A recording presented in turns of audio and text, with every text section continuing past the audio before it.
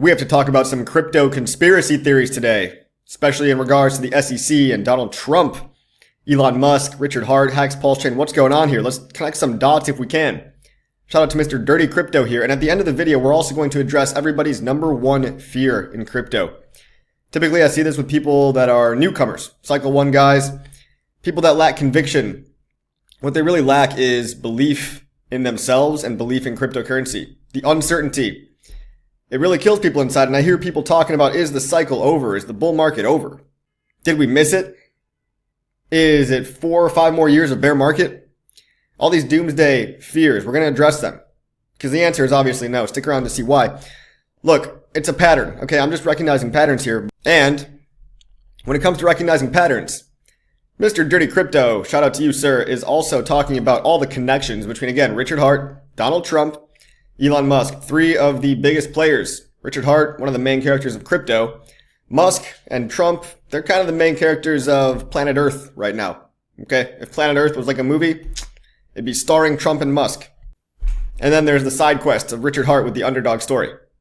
Okay, so Donald Trump Jr. follows Richard Hart on X. So we know that they know of each other. Now, Eric Trump, back when his X account got hacked, a few months ago, this was last year, Eric Trump's X account got hacked, and the hacker only had time to say like 3 or 4 things, mostly all funny. And the one thing, this is very suspicious, the one thing that the hacker chose to write was Richard Hart is innocent and will burn the SEC. So what does this say, guys? Does this fuel speculation about a deeper connection? We can go see the tweet down here. Look over here in the lower right corner. Richard Hart is innocent. When I become president, I am going to burn the SEC. This is not a screenshot. This actually happened. It's out of every single thing that this hacker could have said. Why does he say this? And now, Donald Trump Jr., well, surely now he's heard of Richard Hart if he didn't know about him already. And then Eric Trump as well. The clues are all lining up because they all use the same law firm, guys. Quinn Emanuel. This law firm backs up Elon Musk. This law firm is about to be the ethics advisor to Trump's team. So Quinn Emanuel. Guys, put together these dots, all right? Elon Musk's lawyer, legal firm, which is also Richard Hart's legal firm, is now also Trump's crypto ethics advisory legal firm. So it's good that all these players know about each other, and it's good that all these players are on the same team because Mr. Trump gets into office in 5 more days. 5 days, guys. Quinn Emanuel, by the way, they are, and I'm not joking when I say this, they are probably the number 1 law firm in the world. Okay, they were voted the most feared law firm 4 years in a row. Every high-profile person, a lot of famous people, a lot of people you've heard of, they use these guys. And they only take cases that they know they can win and that they think are good cases to take. Like, they're not going to back somebody up who's just like a straight-up serial killer. They're going to pick and choose cases because when you're the best lawyers in the world, you only defend people that you think are worth defending. So now we also know that Trump's team spoke with PulseChain's main dev. The main dev is Brett EP. And he actually, we've seen him tweeting about at real Donald Trump, at Elon Musk. You might want to look into this patriot as the ambassador to Finland. He was talking about a lawyer called Nuclear Herbs on Twitter. One of PulseChain's favorite lawyers. Breaking down all this complicated legal stuff. And we've all learned more about legal stuff than we probably ever wanted to. Being in the crypto phase, this is the then they fight you phase, okay? First they ignore you, then they laugh at you, then they fight you. We're living through it right now. Some people are sitting by on the sidelines, crying and being all sad. Other people are actually fighting. And some scammers are getting exposed, and some false allegations are also getting exposed. Parallels in prosecution. All right, what does this mean? Well, Trump was falsely accused of some things, had his home raided. Widespread slander. You still see it today from the left-wing mass media, mainstream media. Also, Richard being on Interpol's most wanted list. This one is the most absurd claim of like tax evasion and assault. Vilified, slandered globally. And we suspect that this Interpol most wanted list came from some folks at the FBI because there's no primary sources and the Finnish government is only a party to the case. They were not the people that originated the case. So no articles, and not even the Finnish government can provide the source documents or the proof, basically, or at least any evidence of who filed this claim. They just referred lawyers like Nuclear Herbs back to the FBI, so it leads us to believe that Some people are in cahoots. The powers that be, they just want to slander this guy's name, just like they do of anybody who threatens the status quo. So it's a billionaire triangle: Trump, Musk, Hart, three billionaires championing innovation while navigating controversy. Misunderstood people, guys. When you get too famous, some part of the world is going to talk negatively about you. If you try to do anything significant in the world, okay, you're going to get scrutiny, whether it's warranted or not, whether it's totally made up. And we should scrutinize people, but we also shouldn't straight up lie about people. That is literally called libel or slander, whether it's written or spoken. And you can get countersued for libel and slander if you just make stuff up. So be careful about that online, guys. PulseX and X logo similarities. This one's a stretch, but I think Dirty Crypto just threw that in there for fun. Just for funsies. It is it's very interesting how the PulseX logo, the DEX on Pulse Chain, app.pulsex.com. Check it out. Start trading today. It looks very similar to the logo of Grok. So, if you guys like conspiracy theories, I know a lot of us crypto folks love conspiracy theories. UFOs, aliens, government corruption. It's all here, guys. Real life is stranger than fiction. It's better than any movie. And also, just covering the crypto news, okay, Elon Musk has been sued 3 times now by the SEC. The most recent time has been just a couple days ago. Well, the SEC knows they're on their way out. All right, they know that they're about to clean house. Trump is about to put in Paul Atkins, all these new guys. A lot of the crypto guys like Gerber and all these lawyers already left the SEC. So one last desperate attempt for the SEC to try to go after Elon Musk again. And unlike Elon, Elon usually settles with the SEC.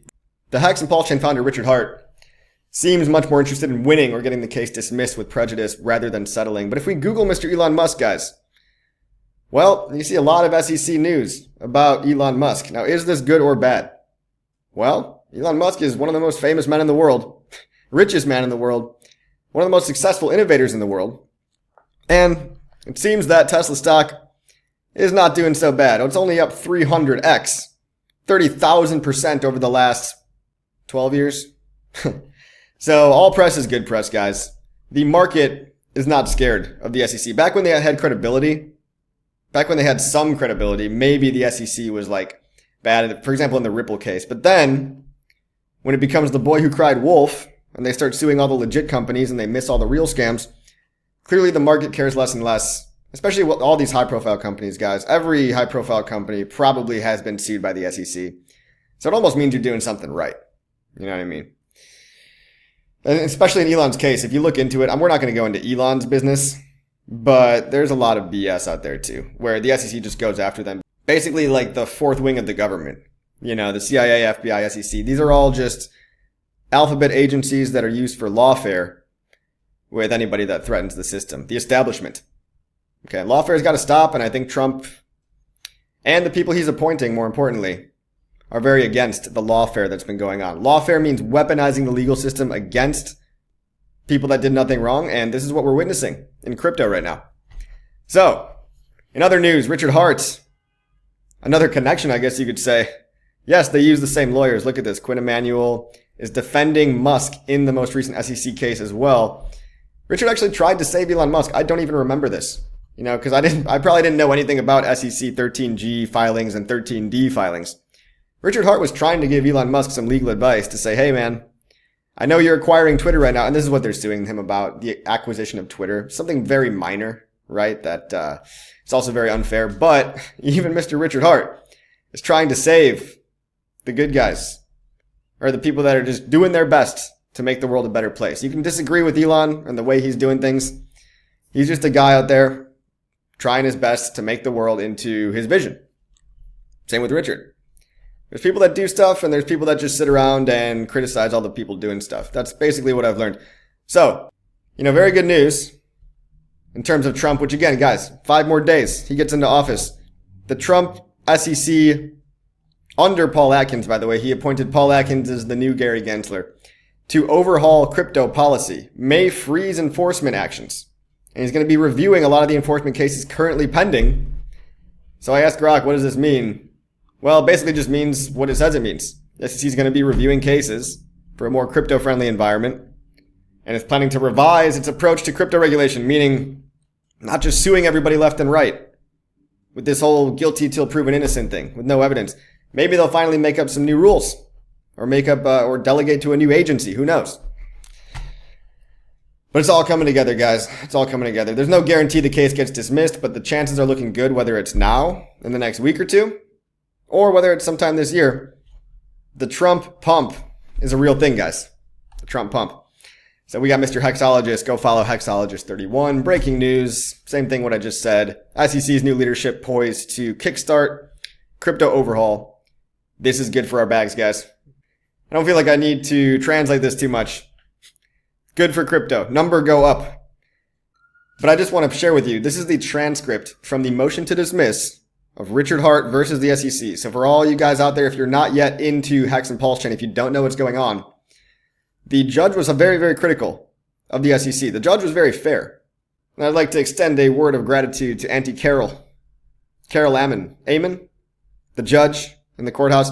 She's probably not watching this, but she was. I mean, it's good when you go to these kinds of things to realize that the rule of law is actually being upheld by the courts. The judicial system has not been corrupted yet. And it's it makes me very optimistic.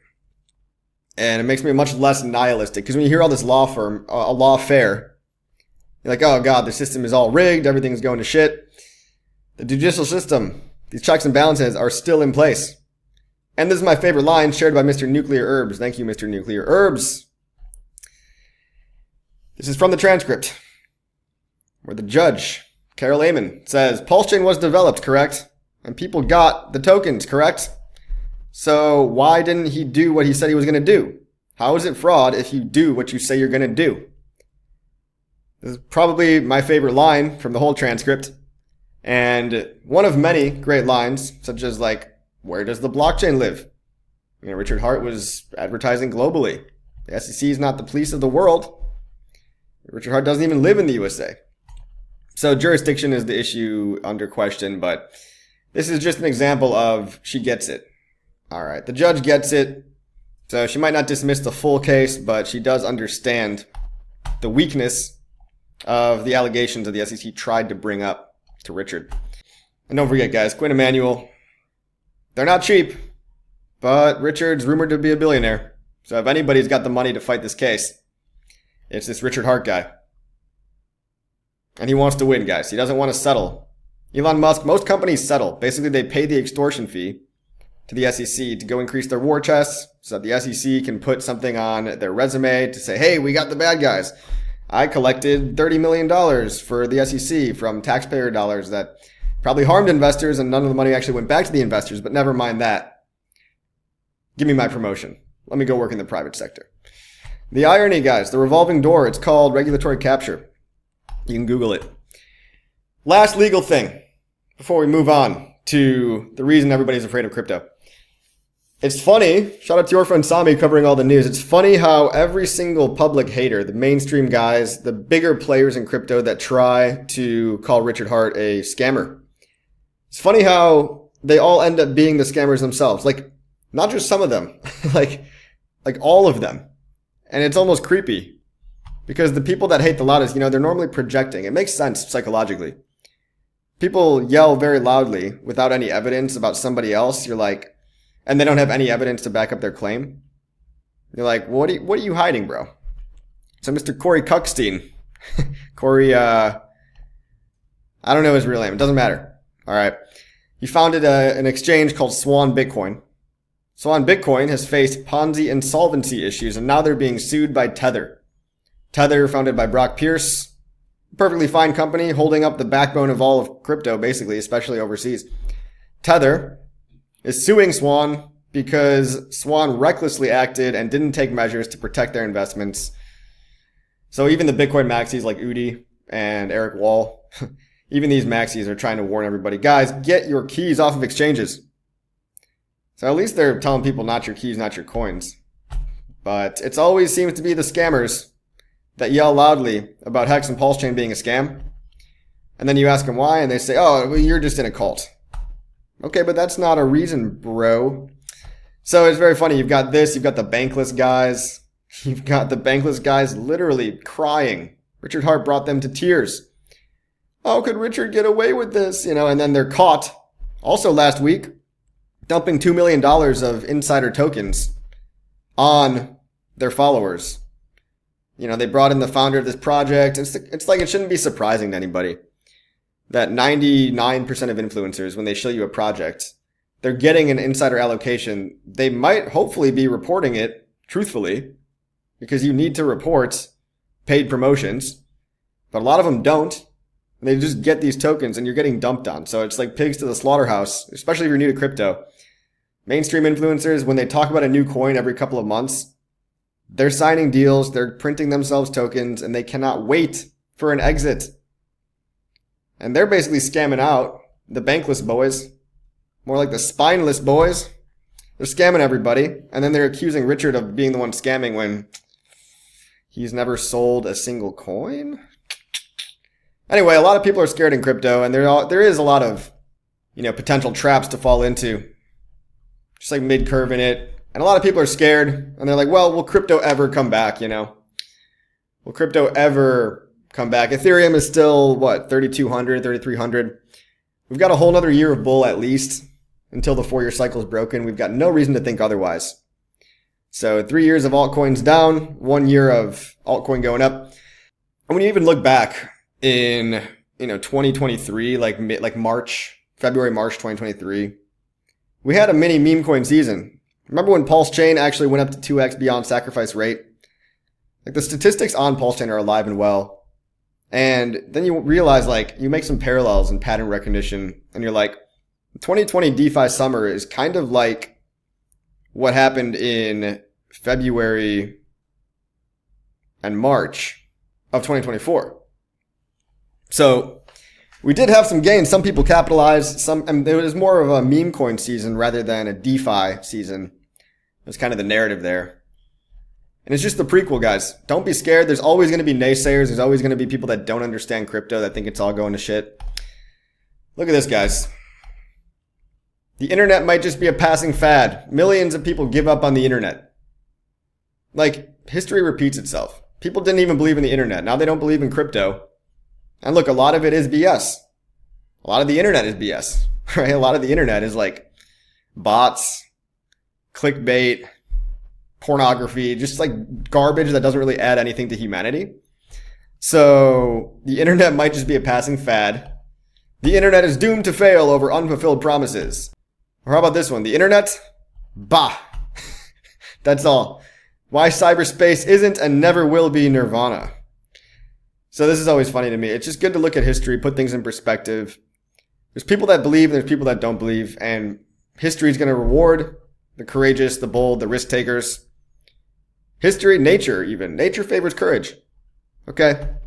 The internet. Well, you're using it today to watch me talking to you on the interwebs. And of course, nobody's really paying for stuff in crypto now. But I wonder what it'll look like 10 years from now. And I wonder if you'll regret not having a bag.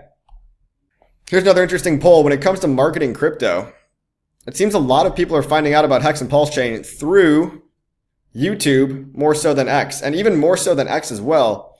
And most of the people commenting here are talking about word of mouth being the second most popular. So when it comes to all of these crypto news sites that are naysaying, that are basically the equivalent of this is how I look at it when I see Richard Hart's a scammer on Decrypt or on Cointelegraph. I basically see it as this.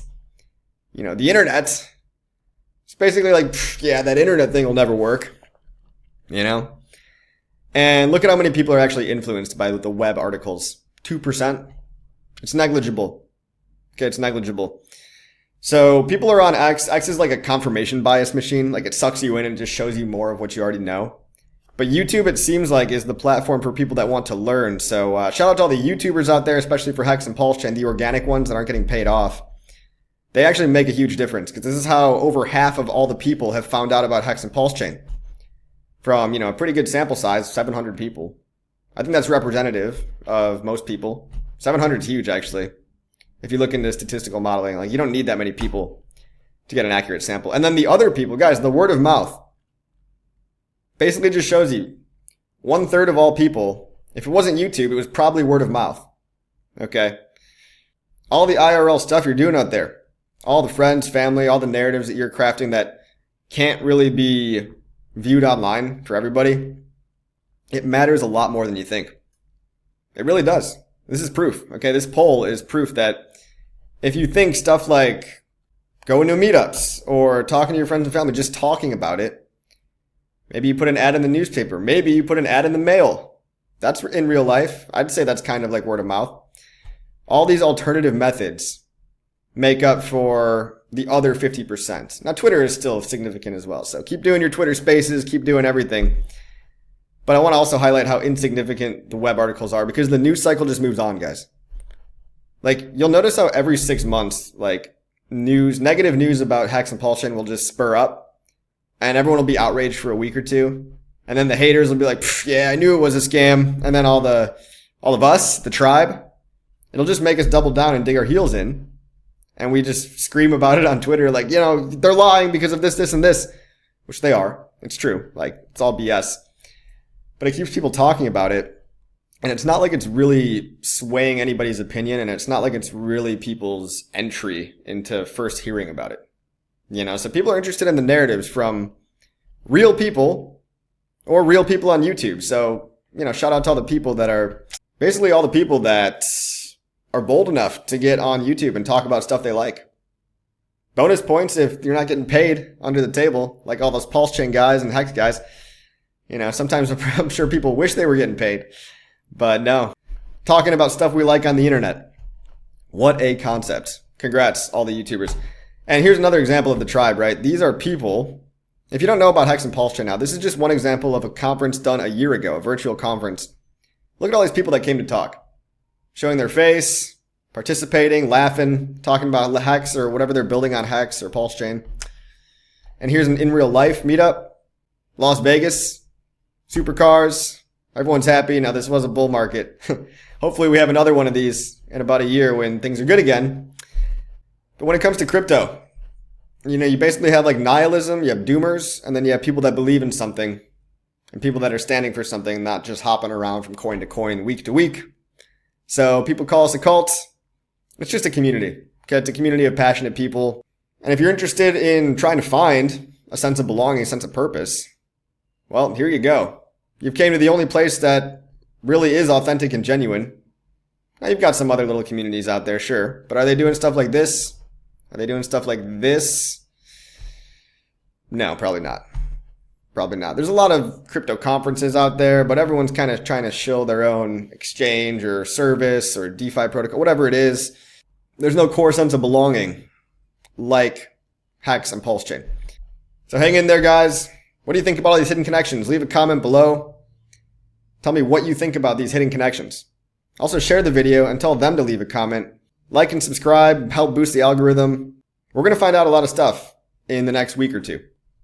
So what do you think, guys? Do you think the case is going to get dismissed? Maybe it's too premature? I know people are probably tired of getting their hopes up as well. That's another thing. People are tired. People's hopes and optimism has been so beaten down that it's like we just can't take it anymore. We can't take another fake good news event. So maybe it's best if we just don't believe that the case will get dismissed. And then if it does, hey, great. I'm going to be here, permabull, over a long time frame, longer than most people can actually fathom. Many, many years. And we're going to see what happens, guys. We're going to see what happens. So let's keep it up. People are winning on PulseX. There's other coins besides Hex, PulseX, and PulseX and INC. Plenty of other coins on PulseX that are also doing very well. So congrats on making it this far. And time will tell. I think we're going to be on the right side of history. See you on the next one.